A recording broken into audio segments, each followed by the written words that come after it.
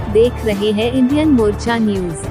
ज्ञानोदय बुद्ध विहार में मनाया गया राष्ट्रीय संविधान दिवस। जनपद ऊधम सिंह नगर के खटीमा ज्ञानोदय बुद्ध विहार परिसर में राष्ट्रीय संविधान दिवस मनाया गया।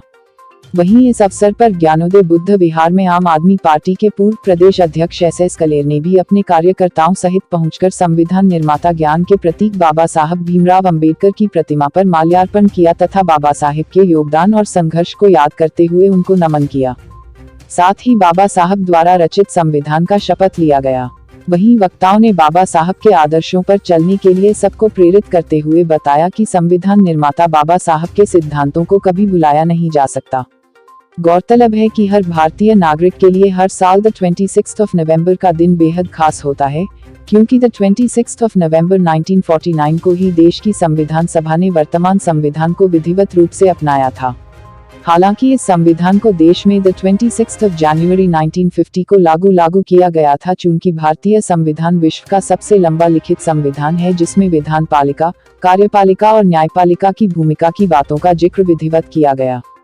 हमारे देश के संविधान में वर्तमान समय में 470 अनुच्छेद हैं, जो 25 भागों में विभाजित हैं और 12 अनुसूचियां हैं। वहीं संविधान के तीसरे भाग में मौलिक अधिकारों का वर्णन किया गया है। वहीं आम आदमी पार्टी के प्रदेश अध्यक्ष SS कलेर ने राष्ट्रीय संविधान दिवस पर खुशी जाहिर करते हुए और बाबा साहब के योगदान को याद करते हुए बताया कि आज इस अवसर पर हम लोगों ने बाबा साहब की प्रतिमा पर माल्यार्पण कर उनको नमन किया है और संविधान का शपथ लिया है।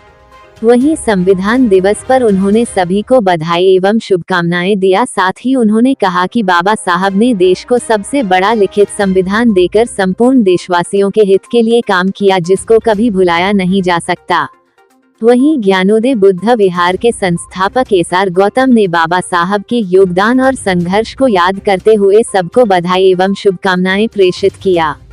साथ ही उन्होंने संविधान दिवस पर ज्ञानोदय बुद्ध विहार खटीमा में बाबा साहेब की प्रतिमा पर माल्यार्पण करने आए आम आदमी पार्टी के पूर्व प्रदेश अध्यक्ष SS कलेर का आभार एवं धन्यवाद व्यक्त किया। इंडियन मोर्चा न्यूज खटीमा से गोरखनाथ के साथ ईश्वर सिंह की रिपोर्ट।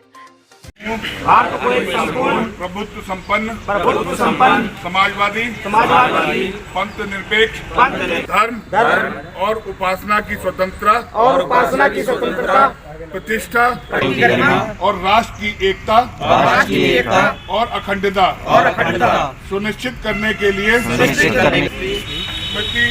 मार्गशीर्ष शुक्ल सप्तमी संवत 2006 द्वारा